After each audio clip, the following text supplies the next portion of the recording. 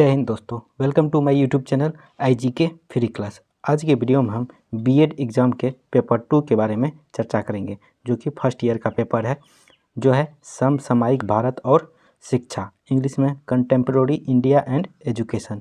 हम बताए हुए थे पहले ही कि इस पेपर 2 के लगभग 40 क्वेश्चन हम बताएंगे। आप किसी भी यूनिवर्सिटी से हो तो ये 40 क्वेश्चन देख लेते हैं तो पेपर 2 का फुल तैयारी आपका हो जाएगा। तो फर्स्ट ईयर का है पेपर है पेपर 2, जो है ये कंटेम्प्रोरी इंडिया एंड एजुकेशन। इसके जो है 5 क्वेश्चन पे जो है चर्चा कर चुके हैं, 5 नहीं 6 क्वेश्चन पे जो है चर्चा कर चुके हैं। यदि आप 6 क्वेश्चन नहीं देखे, इससे पहले हम बनाए हुए थे, डिस्क्रिप्शन में प्लेलिस्ट का लिंक दे देंगे, वहाँ से आप देख लीजिएगा और आपका तैयारी अच्छा हो जाएगा। क्योंकि आप लोग का एग्ज़ाम नज़दीक आते जा रहा है, जितना से ज़्यादा क्वेश्चनों का आप देख के जाएंगे तो इसी में से आपको क्वेश्चन देखने मिल जाएगा एग्ज़ाम हॉल में। देखिए, आज की वीडियो में हम क्वेश्चन नंबर 7 पे चर्चा करेंगे, जो कि है भारत में सार्वभौमिक शिक्षा की चुनौतियों का वर्णन करें। काफ़ी अच्छा प्रश्न है, तो आइए देखते हैं क्वेश्चन नंबर 7। उससे पहले आप लोग से छोटा सा रिक्वेस्ट है कि जो भी न्यू स्टूडेंट इस चैनल के साथ पहली बार जुड़े हैं, चैनल को ज़रूर सब्सक्राइब कर दें, वीडियो को लाइक कर दें। तो आइए देखते हैं क्वेश्चन नंबर 7। देखिए, क्वेश्चन नंबर 7 जो था, जिस इस वीडियो में बताने वाले हैं, इसमें दिया है भारत में सार्वभौमिक शिक्षा की चुनौतियों का वर्णन करें। भारत में है सभी के लिए जो शिक्षा अनिवार्य है, तो उसको देने में क्या चुनौतियों का सामना हो रहा है, तो उस पे वो उसका वर्णन करना है। तो काफ़ी अच्छा क्वेश्चन है, तो आइए इसको विस्तार से जानने का प्रयास करते हैं। देखते हैं, थोड़ा सा वीडियो थोड़ा सा बड़ा होगा तो हो सकता है आप इसे 2 पार्ट में देख लेंगे तो अच्छा से। यदि ये क्वेश्चन आएगा तो हम गारंटी देते हैं कि आप ज़रूर इसको बना के आइएगा। तो आइए इसको देखते हैं। देखिए, डॉक्टर सर्वपल्ली राधाकृष्णन ने कहा है कि समाज में अध्यापक का स्थान बहुत महत्वपूर्ण है। वह एक पीढ़ी से दूसरी पीढ़ी को बौद्धिक एवं तकनीकी कुशलताओं को हस्तांतरण करने का केंद्र है और सभ्यता के प्रकाश को प्रज्वलित रखने में सहायता देता है। मतलब कि राधाकृष्णन का मानना था या उनका कहना था कि समाज में जो है अध्यापक की एक महत्वपूर्ण भूमिका होती है। वह जो है शिक्षा को या सभ्यता को एक पीढ़ी से दूसरी पीढ़ी में पहुंचाने का जो है कार्य करती है या उसे प्रज्वलित करती है। आइए आगे देखते हैं। देखिए, भारतीय संविधान में प्रदत्त समता, स्वतंत्रता, सामाजिक न्याय एवं व्यक्ति की गरिमा आदि मूल्य लोकतांत्रिक समाज की स्थापना पर बल देते हैं। हमारे संविधान में जो है इन सब चीज़ों को जो है एक लोकतांत्रिक समाज की स्थापना देने के लिए जो है इस पर बल दिया गया है। हमारे संविधान में भी जाति, वर्ग, धर्म, आयु एवं लैंगिक आधार पर किसी भी प्रकार के विभेद का निषेध किया गया है। निषेध मतलब इसका जो है विरोध किया गया है। इस सब के आधार पर आप जो है किसी के साथ भेदभाव नहीं कर सकते हैं, ये हमारे संविधान में दिया गया है।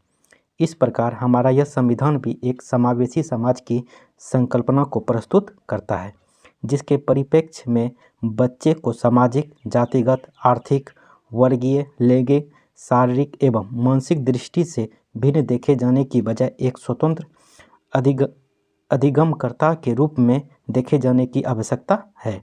मतलब इस जो दृष्टि है, इस दृष्टि को जो है छोड़ के आप जो है एक स्वतंत्र अभिकर्ता के रूप में देखें और सभी को जो है एक तरह का आप सम्मान दें, आप यदि टीचर हैं तो। देखिए, शिक्षा चूँकि समावेशन एवं सार्वभौमिकरण का सबसे महत्वपूर्ण औजार है, अतः इसके माध्यम से सार्वभौमिक एवं समावेशी शिक्षा की संकल्पना का साकार किया जा सकता है तथा समावेशन में बाधक तत्वों से भी निपटा जा सकता है शिक्षा के माध्यम से। अब जानते हैं कि सार्वभौमिक शिक्षा की आवश्यकता की पृष्ठभूमि क्या होती है, इन्हीं सभी को शिक्षा देने की जो आवश्यकता है उसकी पृष्ठभूमि क्या होती है। देखिए, संयुक्त राष्ट्र संघ के पूर्व महासचिव कोफी अन्नान ने कहा था कि मानव इतिहास में 20वीं सदी सबसे खूनी तथा हिंसा की सदी रही है। इस सदी में मानव जाति के समूहल विनाश की हद तक जाकर प्रथम तथा द्वितीय युद्ध लड़े गए। जर्मनी तथा फ्रांस के बीच विवाद ही प्रथम तथा द्वितीय विश्व युद्ध का कारण बना। तो जर्मनी और फ्रांस के बीच में जो विवाद होते, इसी कारण तो प्रथम विश्व युद्ध हुआ और द्वितीय विश्व युद्ध हुआ। 20वीं सदी में अन्य राष्ट्रों के बीच में भी अनेक प्रकार के जो है युद्ध हुए थे। तो आइए उसको देखते हैं। अनेक प्रकार के जो है युद्ध लड़े गए थे, जैसे जापान के हिरोशिमा तथा नागासाकी में अमेरिका द्वारा गिराए गए परमाणु बम का महाविनाश, प्रथम तथा द्वितीय खाड़ी युद्ध, दक्षिण कोरिया तथा उत्तर कोरिया के बीच युद्ध, इजराइल फिलीपींस के बीच युद्ध, ईरान इराक के बीच युद्ध, भारत पाकिस्तान के बीच 3 बार युद्ध हुए हैं। भारत चीन के बीच युद्ध हुआ है। 20वीं सदी में इन सभी युद्धों में करोड़ों लोग मारे गए। युद्धों में अपार धन राशि व्यय हो रही है। आज हर देश दूसरे देश से अपनी सुरक्षा के नाम पर अपना रक्षा बजट प्रतिवर्ष बढ़ा रहा है। तो हर देश जो है सुरक्षा के नाम पे जो है वो अपना जो शस्त्र होता है खरीदने के लिए जो है प्रतिवर्ष जो बजट होता है उसका प्रतिवर्ष बजट जो है बढ़ा रहा है। गरीब देश भी शस्त्रों की होड़ में शामिल है। मानव जाति को मिलाकर सोचना चाहिए कि आखिर इन युद्धों से हमें मिलता क्या है।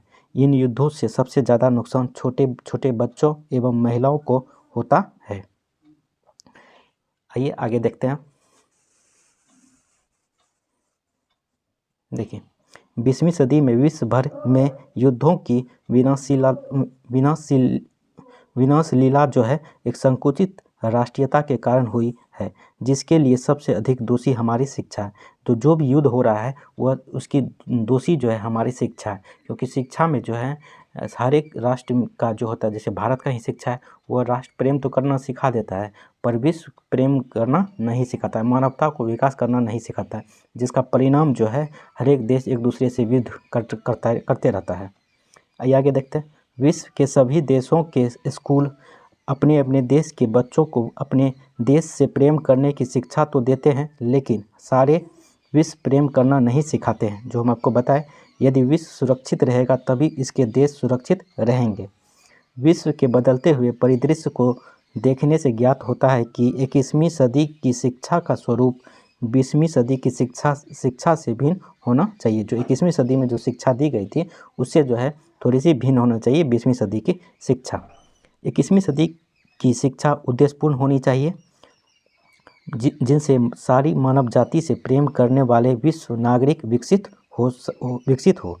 इसलिए 21वीं सदी की शिक्षा का उद्देश्य प्रत्येक बालक के दृष्टिकोण को संकुचिता राष्ट्रीय से विकसित करके विश्वव्यापी बनाना होना चाहिए। मतलब कि हर एक आदमी को ऐसा शिक्षा देना चाहिए कि संपूर्ण विश्व के लोग जो है वह एक दूसरे के प्रेम भावना की बढ़ावा हो सके।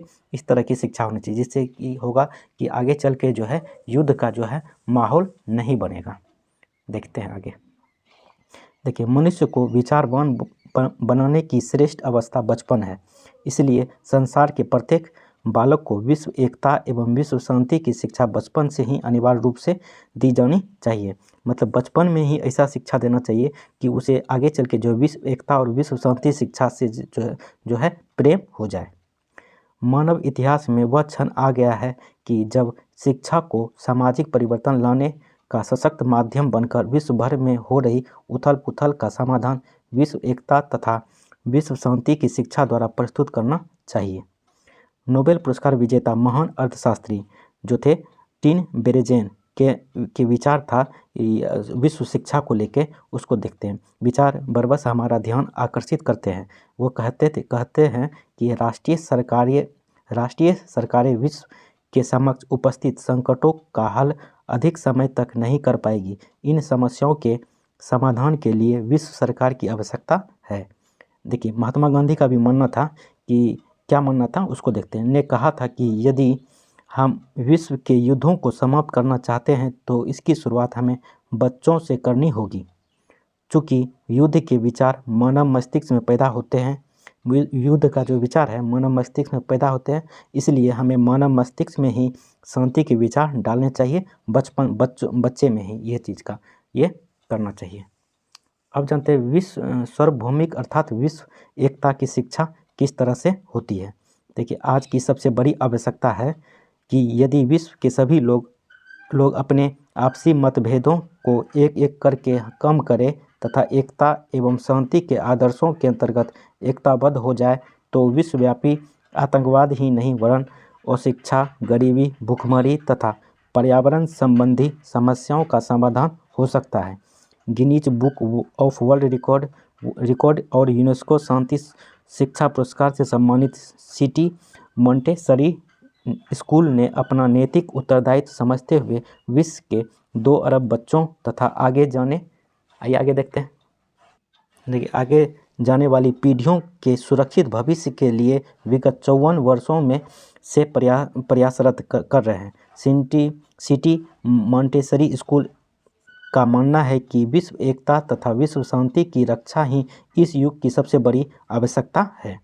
यदि एक बालक को भौतिक, सामाजिक तथा आध्यात्मिक तीनों प्रकार की शिक्षाओं को संतुलित ज्ञान मिल जाए तो वह संसार का सबसे शक्तिशाली व्यक्ति बन सकता है।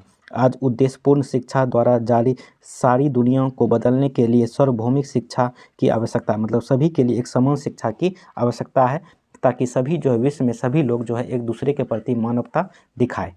देखिए, अंततः वर्तमान में सार्वभौमिक शिक्षा का संप्रत्यय हमारे प्राचीन वसुधैव कुटुंबकम की अवधारणा का ही दूसरा रूप है, जिसके द्वारा बाल्यावस्था से ही बच्चों को विद्यालय, परिवार तथा समाज के द्वारा यह विचार देना चाहिए कि ईश्वर एक है, सभी धर्म एक है तथा संपूर्ण मानव जाति एक है।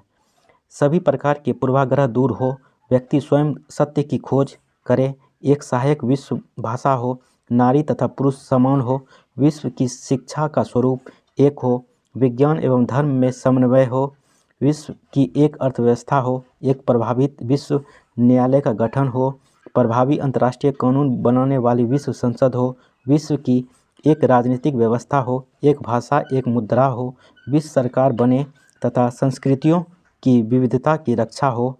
इस प्रकार एक न्यायपूर्ण विश्व व्यवस्था बनाकर निकट भविष्य में सारी वसुधा को कुटुंब बनाने की परिकल्पना सार्वभौमिक शिक्षा द्वारा साकार हो सकती है तथा शिक्षक इससे अपनी महत्व भूमिका जो है निभा सकती है इसको आगे ले जाने के लिए। अब जानते हैं भारत में सार्वभौमिक शिक्षा हेतु क्या चुनौतियां हैं, उसको जानने का प्रयास करते हैं। भारत में सार्वभौमिक शिक्षा हेतु क्या चुनौतियां हैं, उसको देखते हैं। आज भारत में जिस सार्वभौमिक शिक्षा की बात की जा रही है वह शिक्षा आज़ाद भारत में भारतीय संविधान के नीति निर्देशक तत्वों जैसे सामाजिक न्याय, समता और समानता के अवसर जैसे शब्दों के आवरण में सिमटकर चल रही थी। जो हमारे नीति निर्देशक तत्व में जो है इसमें सामाजिक न्याय की बात की गई है, समता की, समानता की या समता या समानता की बात कही गई, वो जो है शब्दों में ही सिमटकर चल रही है, जिसमें भारत के पहले शिक्षा मंत्री के रूप में कार्य करने वाले मौलाना अबुल कलाम आज़ाद का बहुत योगदान है, जिन्होंने गांधीवादी विचारों के अनुरूप भारतीय शिक्षा व्यवस्था में भारतीय संस्कृति की उपस्थिति को, शिक्षा की समतापूर्ण सर्वसुलभता को और शिक्षा के जनतांत्रिकरण को बढ़ावा दिया है। तो ये गांधीवादी विचारधारा को जो आगे ले गए हैं हमारे जो पहले शिक्षा मंत्री थे मौलाना अबुल कलाम आज़ाद, इनकी जो है एक अहम भूमिका होती है गांधीवादी विचारधारा को शिक्षा में प्रवेश करने के लिए। देखिए, परंतु शिक्षा पर राजनीतिक नियंत्रण ने गांधी और मौलाना आज़ाद के विचारों को प्रयासों को ज़्यादा दिनों तक फलीभूत नहीं होने दिया। बाद में doctor Sarvepalli Radhakrishnan, doctor Sampurnanand, doctor Daulat Singh Kothari, doctor Lakshman स्वामी मुदालियर, आचार्य राममूर्ति आदि शिक्षाविदों के संयोजन में अनेक समितियों और आयोगों ने सार्वभौमिक शिक्षा के पक्ष में कई अनुशंसाएं की, जो उपयोगी तो साबित हुए किंतु शिक्षा के विशुद्ध भारतीय स्वरूप को शेष रख पाने में सफल नहीं हो सकती है। ये सब जो है अपनी अनुशंसा तो की, मगर जो है एक तरह से सार्वभौमिक शिक्षा है उसको पाने में जो है असफल रही। फलतः शिक्षा का एकमात्र उद्देश्य भौतिक संसाधनों को उपलब्ध कर पाने एवं व्यक्तिगत स्वार्थ को पूर्ण कर पाने की चेष्टाओं में निहित हो गया तथा 90 के दशक में आए आर्थिक उदारीकरण, विनिवेश, विश्व व्यापारीकरण और बहुराष्ट्रीयकरण के कारण भारतीय समाज में और सत्य है भारतीय शिक्षा व्यवस्था के समक्ष चुनौतियां नजर आने लगी है। ये सब आने के बाद आइए आगे देखते हैं। देखिए, वैश्वीकरण, उदारीकरण एवं निजीकरण भी है, जिसके कारण आज संपन्न व्यक्ति अपनी आर्थिक समक्षता के वे चलते महंगे एवं प्रसिद्ध स्कूलों में अच्छी शिक्षा प्राप्त कर लेता है, परंतु निर्धन एवं प्रतिभाशाली छात्र आर्थिक अभाव के कारण उच्च शिक्षा लेने से या अच्छे स्कूलों में प्रवेश से वंचित रह जाते हैं। ठीक है, तो जो अमीर आदमी है वो तो शिक्षा के लिए जो शिक्षा के लिए जो है अधिक महंगे वाले स्कूल में चले जाते हैं उसको एक अच्छा शिक्षा मिल जाता है, पर जो गरीब है, निर्धन है, उनको वह जो है इस शिक्षा से जो है वंचित रह जाते हैं। आइए आगे देखते हैं। देखिए, 21वीं सदी की शुरुआत ही बहुराष्ट्रीयकरण, आर्थिक उदारीकरण एवं इनके कारण आई सूचना संचार क्रांति के व्यापक प्रभावों को लेकर हुई तथा इस शिक्षा व्यवस्था के महत्वपूर्ण अंग के रूप में उभरे सूचना तकनीकी, चिकित्सा, संचार और प्रबंधन के अध्ययन को व्यवस्थित करने का कार्य प्रमुख रूप से राष्ट्रीय ज्ञान आयोग ने किया, जिसके लिए प्रमुख प्रेरक बल के रूप में ज्ञान को स्वीकार करते हुए भारतीय मानवीय पूंजी को समर्थवान बनाने की आवश्यकता को स्वीकार किया गया। मतलब कि जो भी 1991 ईस्वी में जो भारत की राष्ट्रीय आर्थिक उदारीकरण जो हुआ था, उनको जो है स्वीकार करने के लिए एक अलग से जो है शिक्षा व्यवस्था लागू करने के लिए जो है अनुशंसा किया गया। ठीक है, शिक्षा के निजीकरण ने यहाँ जब आई थी तो शिक्षा का निजीकरण भी हुआ, निजी लोग भी शिक्षा दे सकते हैं ने, जहाँ एक और ज्ञान की सुलभता के अवसर में वृद्धि को तो दूसरी ओर शिक्षण, प्रशिक्षण, प्रविधियों, शिक्षा के क्षेत्र में तकनीक के अनुप्रयोगों, कक्षाओं के स्वरूप बदलावों, सूचनाओं की असीमित उपलब्धताओं और व्यवहारिकताओं के खुलेपन को बढ़ावा भी दिया है। देखिए, जिसमें सार्वजनिक शिक्षा को बहुत क्षति पहुंची है। अतः आज 21वीं शताब्दी की भारतीय शिक्षा व्यवस्था की संभावनाएं जितनी सुखद और सकारात्मक है, उतनी ही आज चुनौतियां भी है देखने के लिए मिलती है। जितनी कि सुलभ है, निजीकरण आने के बाद जो है शिक्षा व्यवस्था जो है सुलभ दिखाई देती है, मगर जो है इसमें कुछ दिक्कत भी है। दिक्कत इसलिए है कि सबके लिए जो है अनिवार्य, जो निर्धन लोग हैं उसको जो है ये शिक्षा नहीं मिल पाती है। ठीक है, जिसके लिए हमें यूनेस्को द्वारा गठित डेलर्स आयोग ने सन 1996 में प्रस्तुत प्रतिवेदन जो दिए थे, लर्निंग द ट्रेजर्स विदिन, पर भी नज़र डालनी होगी, जिसमें 3 प्रकार की चुनौतियों का जिक्र किया गया है, जो है आर्थिक संकट, प्रगति की अवधारणा का संकट एवं किसी न किसी प्रकार के नैतिक संकट की चुनौती। ये चर्चा किया गया डेलर्स आयोग में। आज हम देखते हैं कि मानवीय संवेदनाएं घट रही है, लोग एक दूसरे से दूर होते जा रहे हैं। भारत की आज़ादी से ठीक पहले भी भारतीय लोगों की आपस में दूरियां बढ़ रही थी। परिणाम स्वरूप देश विभाजित हुआ। कई मनुष्यों के अथक प्रयासों ने इसे कम अवश्य किया, परंतु आज 21वीं शताब्दी में भी शिक्षित भारतीय समाज ने फिर से भाषाई, जातीय, धार्मिक, क्षेत्रीय, प्रांतीय जैसे अनेक विभेदों में बंट रहा है। मतलब कि अभी जो है भारत में भाषा के आधार पर जो भेदभाव होता है, जाति के आधार पर, धार्मिक आधार पर और क्षेत्रीय और प्रांतीय आधार पर भी जो है भेदभाव देखने के लिए मिलता है। आइए आगे देखते हैं। देखिए, आज इस बात को भी दोहराने की आवश्यकता नहीं है कि शिक्षा के प्रचार तथा प्रसार की सार्वभौमिक आवश्यकता आज सर्वमान्य है। यह भी आधिकारिक तौर पर विश्व के सभी देश स्वीकार कर चुके हैं कि प्रत्येक देश की शिक्षा व्यवस्था की जड़ें उसकी अपनी संस्कृति में स्थापित होनी चाहिए और उसकी प्रतिबद्धता प्रगति तथा भविष्य के लिए स्पष्ट रूप से उजागर होनी चाहिए।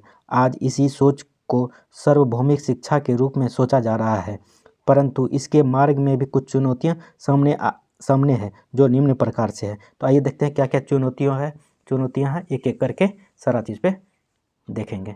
पहला चुनौतियां है कि सार्वभौमिक शिक्षा के संदर्भ में प्राथमिक, माध्यमिक एवं उच्च शिक्षा के बालकों के सकल नामांकन दर में काफ़ी विषमता है।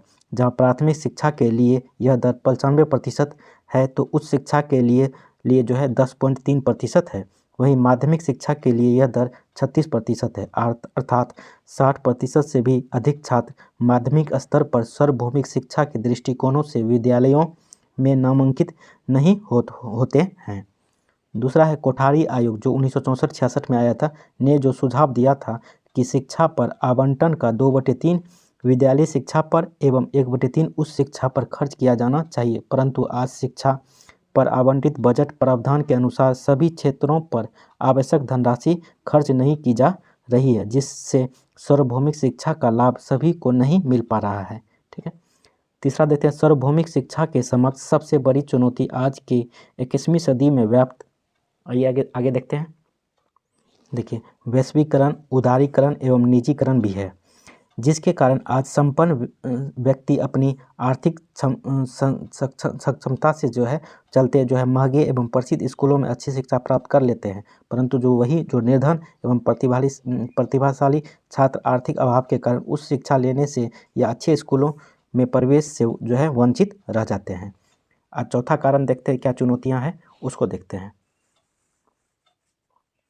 देखिए, आज शिक्षा में निहित संवैधानिक मूल्यों को जो न्याय, समता, स्वतंत्रता पर आधारित थे, अर्थात सबकी समान शिक्षा के लिए प्रतिबद्ध थे, को तिरस्कृत किया जा रहा है। वह शिक्षा व्यापारीकरण का साधन बन गई है। जो शिक्षा है जो न्याय और समता, स्वतंत्रता के आधारित पे थी, अब जो है यह शिक्षा जो है व्यापारीकरण पे जो है व्यापारीकरण का जो है साधन बन गई है, कि अब ये शिक्षा जो है एक व्यापार बन गया है, अर्थात जिसकी जैसी आर्थिक हैसियत है वह वैसी ही शिक्षा खरीद रहा है।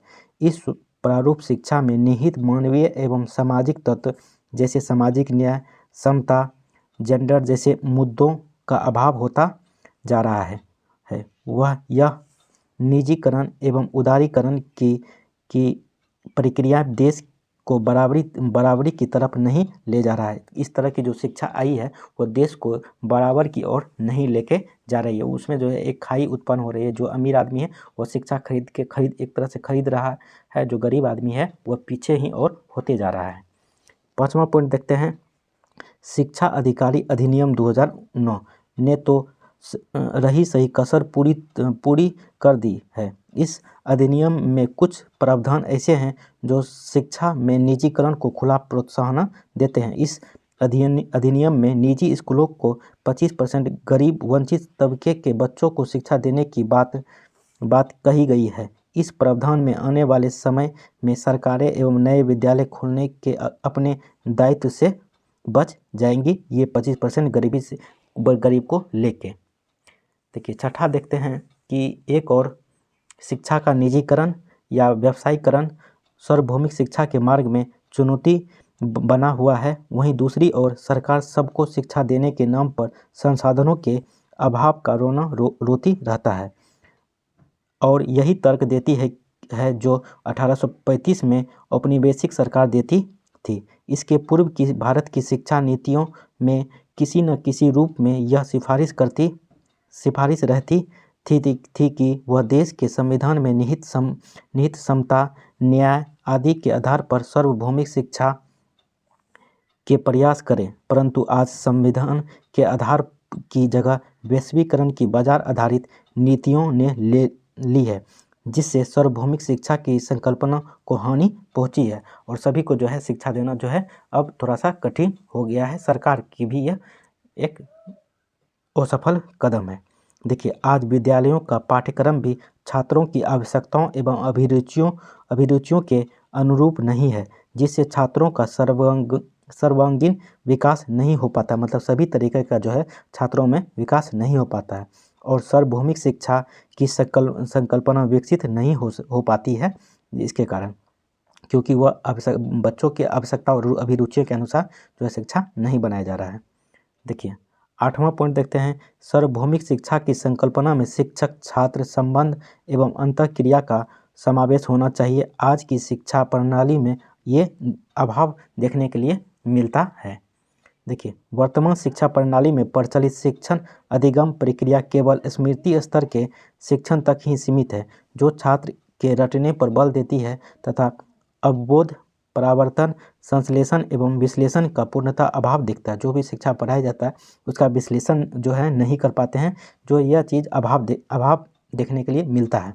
यह भी सार्वभौमिक शिक्षा की संकल्पना को क्षति पहुंचाता है।